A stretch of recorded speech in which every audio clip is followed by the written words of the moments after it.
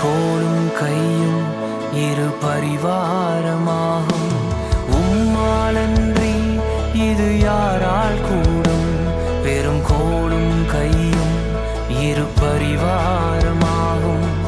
உம்மாலன்றி இது யாரால் கூடும்? ஆகாயத்து பட்சிகளை போஷிப்பீரென்றார், என்னையும் போஷிப்பது நிச்சயமே. காட்டு புஷ்பங்களை